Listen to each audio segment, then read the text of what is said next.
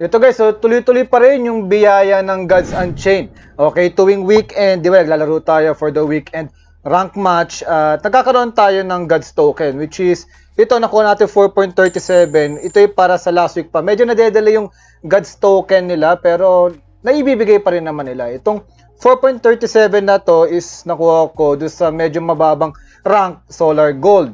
So kahit na bumagsak ng grabe yung token nito is, yun, meron pa rin tayong 277 pesos per week. Kasi nakaraan, nung nasa Ethereal Diamond ako, parang umabot ako ng 5 point something na token, which is 300 pesos naman. At ito nga, natapos nga ako sa Ethereal Diamond with 16 wins.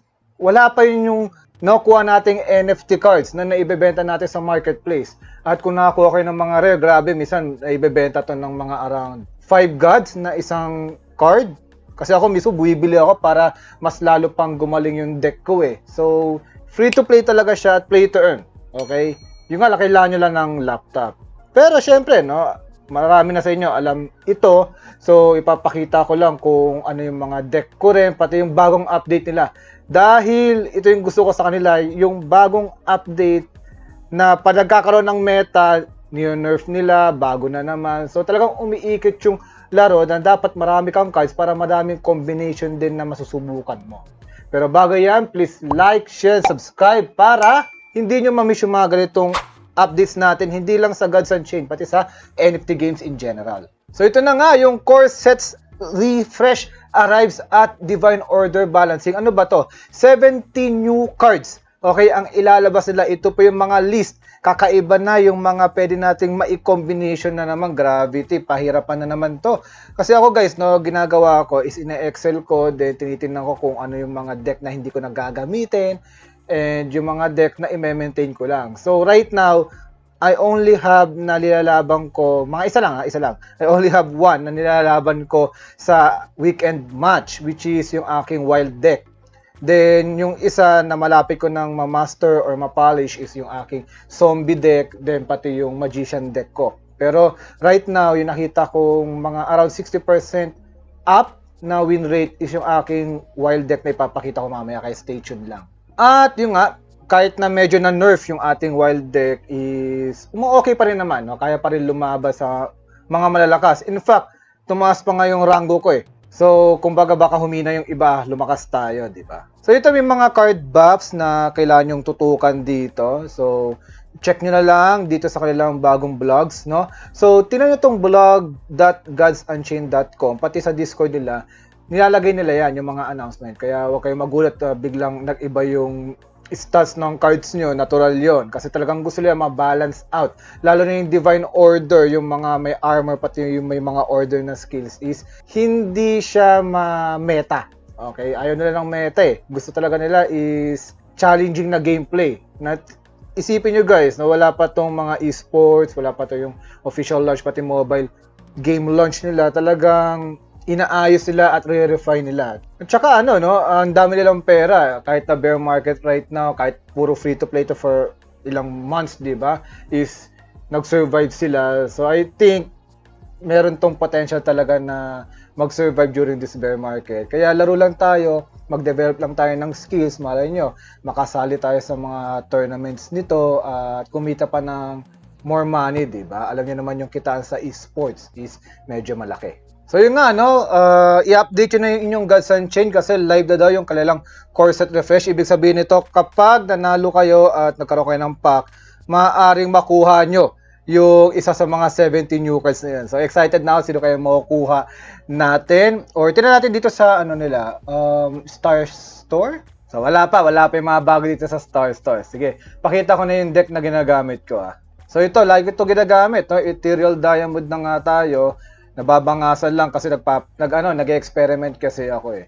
So pakita ko para may idea kayo. So yung mana card 1 ko, wow!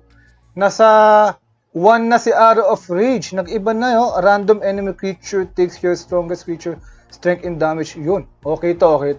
Kaso random. So bagong nerf na naman to. Pero basically ito, kailangan kasi meron akong dalawang ganito na low hanging fruit para mabawasan yung kalabang ko. 'Di ba?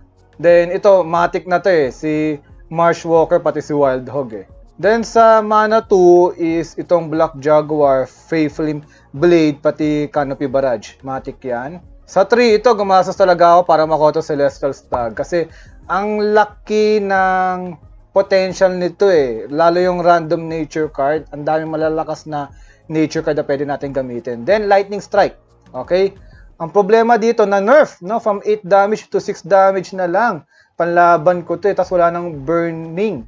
So, tignan natin. Sana maging effective pa to kahit na nandyan siya. Ito naman, Wildfire, pati Blade Fly ako. So, yung iba ginagamit Rhino, okay lang. Pero kasi, dahil may combination yung Wildfire, pati Blade Fly, kaya ito yung ginagamit ko. Then, ito yung Give plus 3 armor, ano to eh, kumbaga, Joker ko to. If ever na may natitira, tapos nakita nyo naman ito, di ba?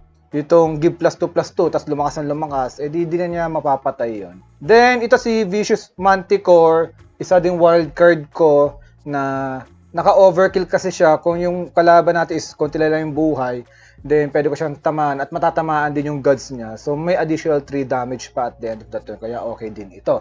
Then, yung Falling Star na nerf ito, dati meron tong plus strength sa lahat. Ngayon, sa mga ano na lang, no? Badgers na lang, pero okay lang.